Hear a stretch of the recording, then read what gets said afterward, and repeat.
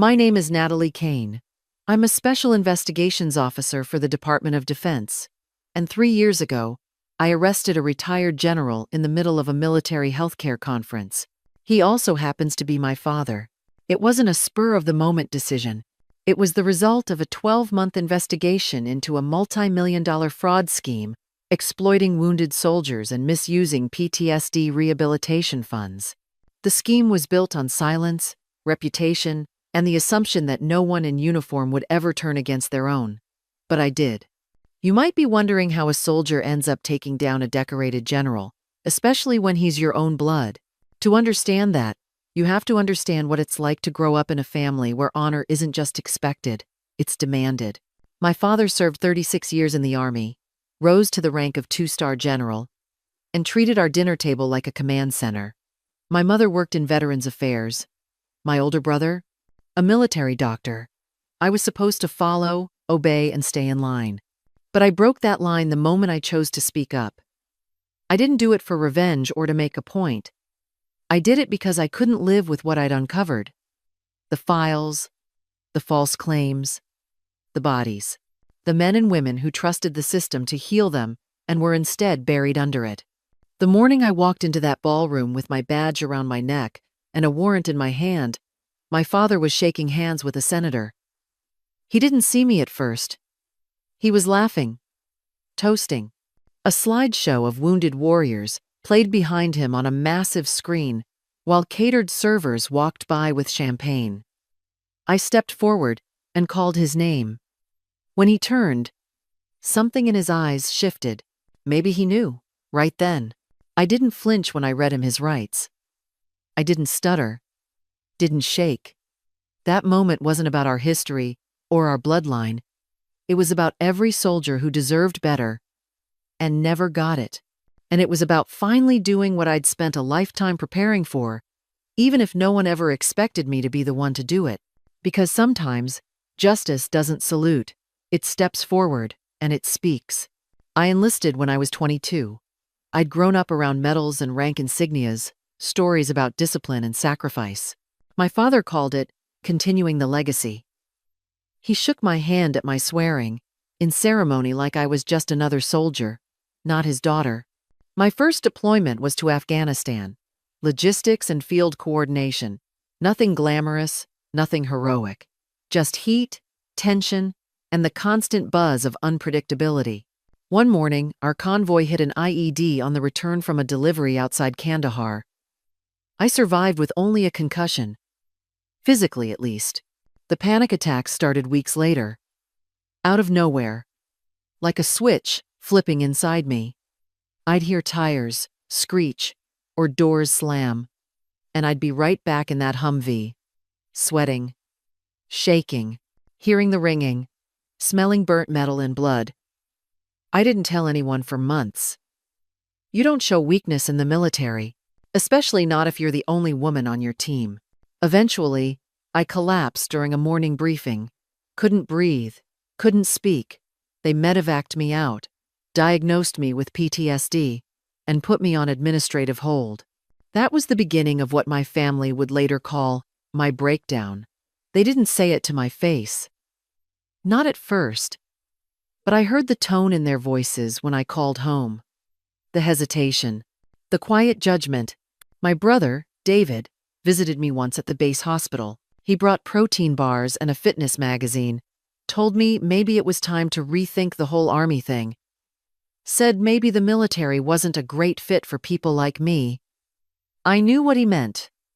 Broken, fragile, a problem to solve, not a person to support. My mother sent a handwritten note, not even a phone call.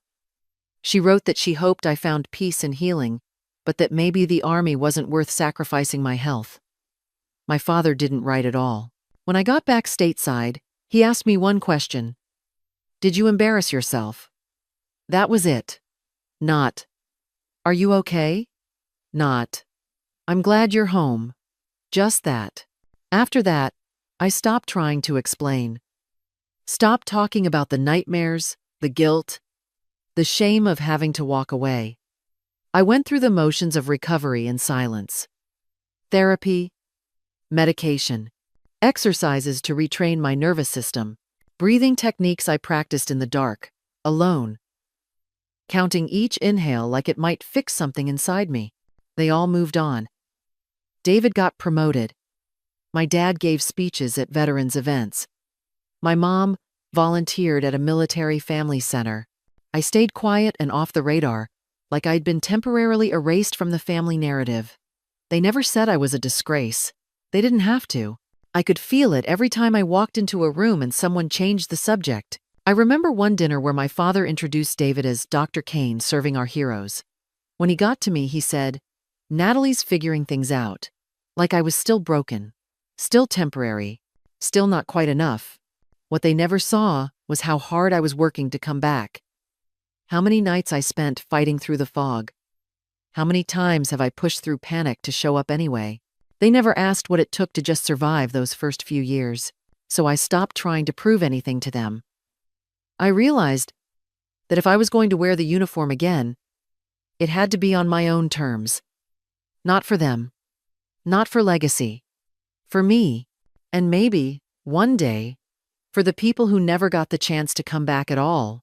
It took almost 2 years of therapy, paperwork, and evaluations before I was cleared to rejoin.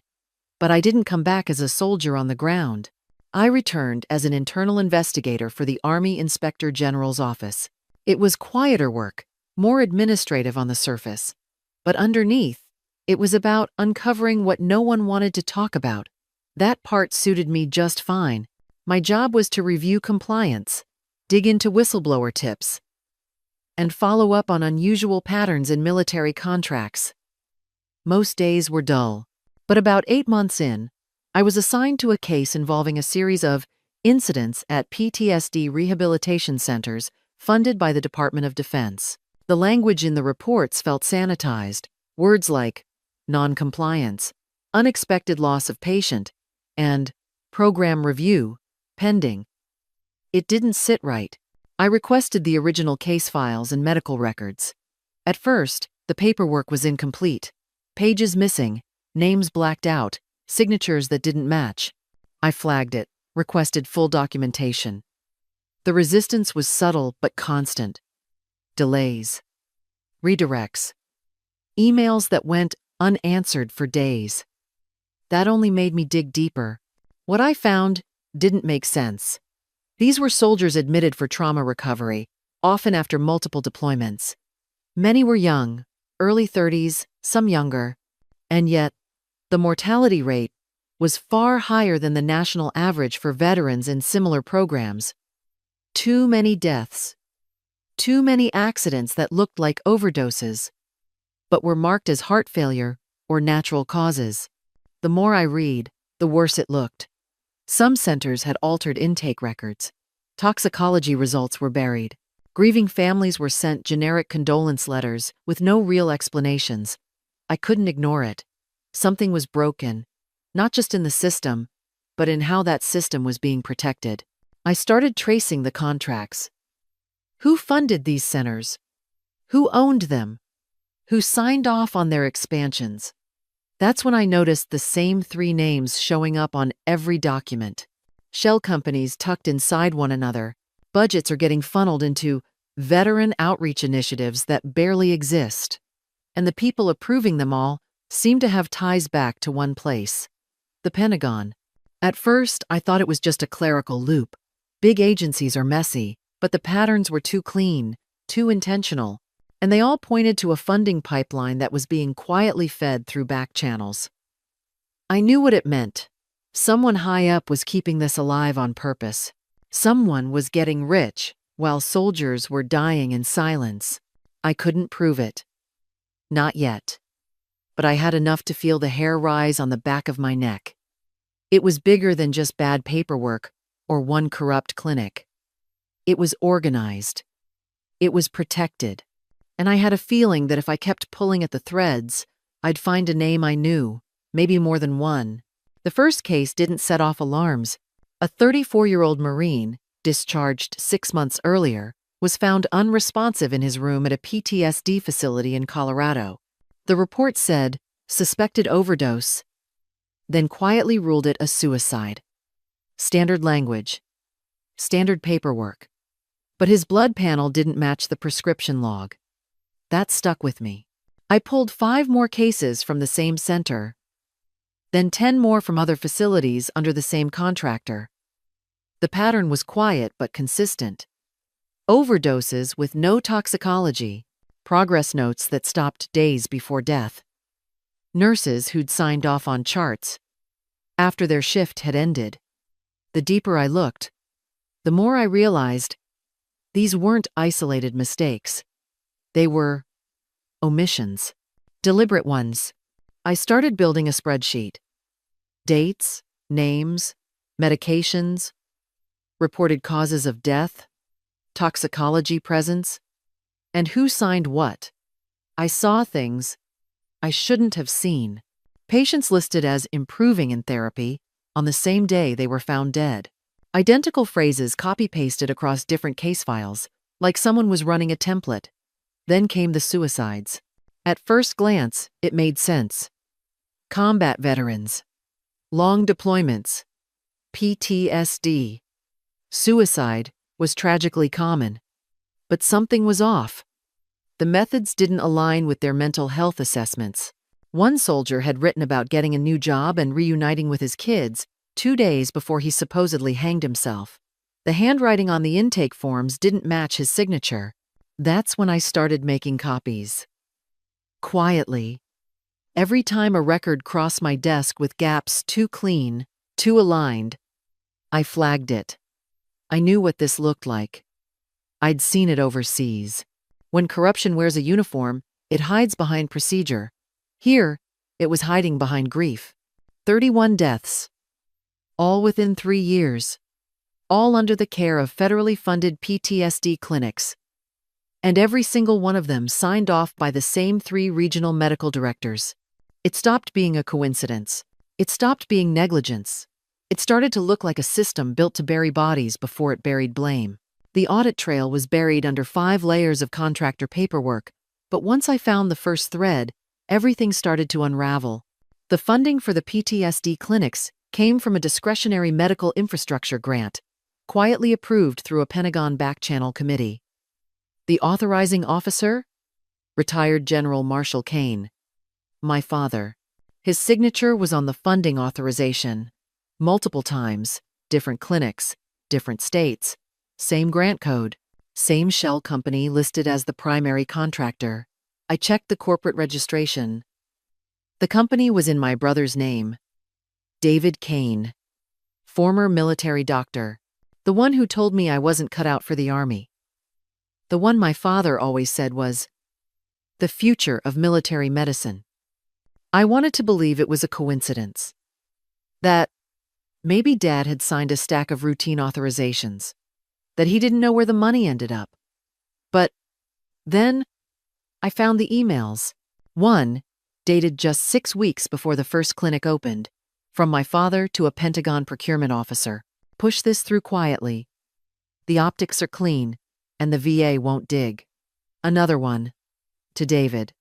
Once the funding clears, move quickly. Structure the org chart for deniability. My hands were shaking when I read that one. Deniability. Like this was just a game to them. A PR shield. And the cost? Dozens of dead veterans, mislabeled deaths, families left in the dark. I pulled financial records. Payments are routed through a consulting firm registered to an address in Virginia, same office building where my father held meetings after his retirement. David had been withdrawing funds monthly, disguised as medical equipment reimbursements. None of it added up. Until it did. This wasn't negligence. This was engineered. My own family had built a machine that profited from broken soldiers, hid their deaths, and called it care. The betrayal hit harder than anything I felt in combat, because the enemy wasn't across the ocean this time. He had my last name, and he'd always told me to serve with honor. The ballroom at the Hilton was filled with dress uniforms, polished shoes, and polite applause. It was the closing day of the annual Military Medical Leadership Summit. 100 officials from across the country had gathered to honor decades of service and innovation in veteran care. My father was one of the keynote speakers. David was scheduled to lead a panel on post-combat neurological treatment. Neither of them knew what was coming. I stood in the hallway outside the main conference room with my team, tactical vests concealed beneath formal jackets, badges tucked but ready. My chest felt tight, but my voice was calm when I gave the go signal. We walked in through two entrances, coordinated. One agent moved to the tech booth to cut the presentation. The others flanked the sides of the stage. I went straight down the center aisle. The slideshow froze mid-frame, my father's face still smiling on the screen. The room went quiet. He looked up from the podium, confused at first. Then he saw my badge, and recognition flickered across his eyes. Not confusion, not fear, recognition. "Natalie?" he said, almost like a question. I didn't answer him. I stepped onto the stage and faced the crowd. "Retired General Marshall Kane," I said, loud enough for the microphone to carry. "You are under federal investigation." The silence was heavy. You could feel the oxygen. "Leave the room." I read the Miranda rights from memory. I didn't rush. I didn't stutter. I'd practiced this moment more times than I could count, but nothing could prepare me for the way he looked at me. Like I had betrayed him. Like I was a stranger. He tried to speak. I held up my hand. "You have the right to remain silent," I repeated, steady. "Anything you say can and will be used against you in a court of law."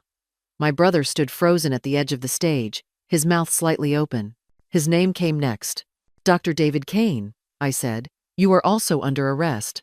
My mother stood up from her seat near the front, her face pale. "No," she said. Her voice cracked. "Natalie, please." Then she screamed. It was a raw sound, a mother watching everything she knew collapse in one moment. She reached for me as I passed, but I didn't stop. David finally moved. He tried to speak, tried to argue, but I saw it in his eyes. He knew we had everything. The emails, the transfers, the altered records. He looked down when the cuffs clicked shut around his wrists. I handed off the paperwork to the federal agents beside me. Let them finish the process. I didn't ride in the transport vehicle. I stood outside the hotel for a minute afterward, the noise of sirens fading, the air thick with whispers and cell phone recordings. Cameras had caught it. Reporters would have it before sundown. But none of that mattered. What mattered was that I did it in uniform. On record. With truth behind every word I spoke. No shame, no fear. Just facts. I did what I swore to do when I took the oath. Uphold the Constitution. Protect the people. Even when the enemy was my own blood. That night, I went home, sat in the dark, and waited to feel something. Regret. Relief. Rage. But all I felt was stillness. Like something had finally settled after years of shaking. Like I had finally stopped being small. My mother showed up at my apartment the next morning. She wasn't crying. She wasn't begging. She was angry. Her hands were shaking, but her voice was sharp. "You destroyed this family," she said. "Your father's reputation. Your brother's career. You tore it all apart." I didn't answer right away. I walked to my kitchen table, picked up the file I had left open the night before, and handed it to her. 31 names. 31 soldiers who died under false care. "I didn't destroy anything," I said. "They did. I just refused to look the other way." She flipped through the pages, her expression unreadable. "You could have handled this quietly," she muttered. "You didn't have to humiliate us. You didn't have to make it public." I looked her straight in the eyes. "Mom, they used government money to build clinics that covered up deaths. They let soldiers die and erase the evidence. That's not a mistake. That's a crime." Her jaw tightened. "But they're your family. So were the men who trusted them," I said. "So were the women who begged for help and were given overdoses instead of treatment. Don't talk to me about loyalty unless you're ready to talk about accountability." She sat down, like her body had finally caught up with the weight of the truth. I didn't yell. I didn't flinch. I let the silence stretch. Then I spoke again, softer but clear. You taught me discipline. You taught me how to follow orders, how to hold my posture, and how to stay quiet when things got hard. But I taught myself how to speak when it mattered. I taught myself how to look at the truth even when it's ugly. You trained me to follow orders. I trained myself to follow justice. She didn't respond, just closed the folder and left it on the table. And for the first time in my life, I didn't feel like I had to chase her approval. I didn't need her to understand. I just needed her to know. 3 years have passed since the arrests. I don't get invited to family gatherings. My last name still shows up in headlines, sometimes with respect, sometimes with resentment. But I sleep better now. I run a new program through the Department of Defense, one that funds trauma recovery centers led by veterans, staffed by licensed therapists, and audited monthly with full transparency. It's not flashy, but it works. We built it from the ground up. Small at first, just one center in Maryland. Now we're in 6 states. Every intake form is reviewed by 2 people. Every patient gets one-on-one therapy. No signatures forged, no deaths covered up, no soldier left alone in the dark. Some nights, I still wonder if it was worth the cost. Losing my parents, losing my brother, letting go of the version of myself that once wanted nothing more than their approval. But then I read the letters we get from soldiers, like the one I got last month from a young Marine in Arizona. He wrote that he'd been days away from taking his own life, that he'd tried one of the old clinics, been sent home with pills and silence, that our center was different. He said the therapist actually listened. He said someone finally looked him in the eye and saw a person, not a problem. He said he was alive because of that. I keep his letter in the top drawer of my desk, folded, a little worn at the edges. I read it on hard days, when I feel the pull of everything I lost. It reminds me why I did it. Not for revenge, not to hurt anyone, but because I knew I couldn't look away. The truth is, I didn't set out to be the one to break my family apart. I set out to fix a system that let too many fall through its cracks. And somewhere along the way, I found a new kind of family. One that salutes with honesty, not image. One that shows up, scars and all, and keeps moving forward. I didn't fight for revenge. I fought so no soldier would die, ignored again.